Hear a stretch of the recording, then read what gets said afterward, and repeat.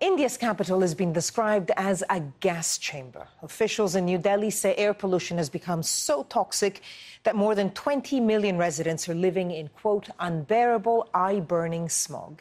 The U.S. Embassy Air Quality Index, which measures the concentration level of fine particles, exceeded 500 on Monday. Anything above 50 is considered risky to people's health. A public health emergency has been declared. Schools are shut, and for the next 12 days, private cars will only be allowed on the roads every other day. That's according to whether they have an odd or even number plate.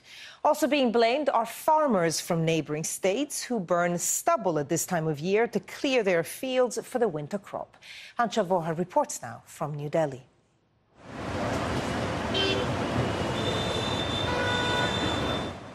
This brown haze has enveloped New Delhi.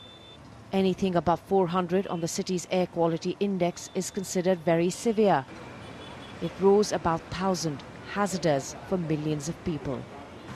It is bad every winter, but this is the first time the government has declared a public health emergency. Mr. Shatri says he doesn't like wearing a mask while driving his scooter, but it's necessary.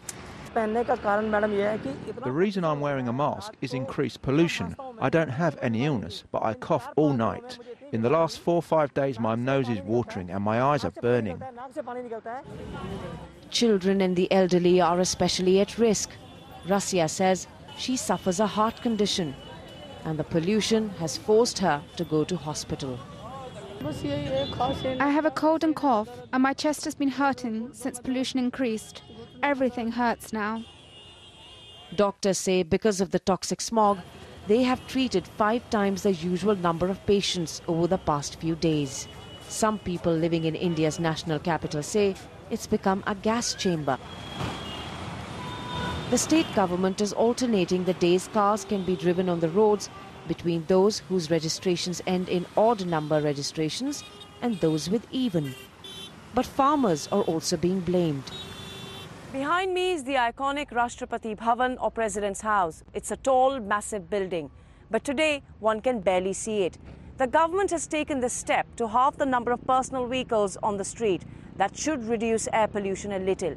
But as long as farmers keep burning stubble in neighbouring states, the air pollution is expected to continue to be very severe in New Delhi.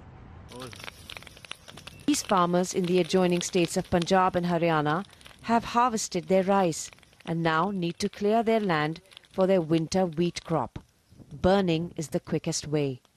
Environmentalists say that needs to change. I think at the end of the day, farmers need to sort of put pressure on the government to ultimately provide the right markets that are needed to shift away to other crops. But farmers say if they are to change their practices and invest in cleaner technology and machinery, they need support from the government. That's on top of it tackling other sources of pollution, meaning those hoping for cleaner air are unlikely to have immediate relief. Anchal Vohra, Al Jazeera, New Delhi. Well, the authorities are also working to protect the iconic Taj Mahal from the air pollution. 250 kilometres south of New Delhi, air purifier vans have been deployed to clean the air near the 17th century marble structure. But the normally shimmering white building has begun to turn yellow despite the government's efforts.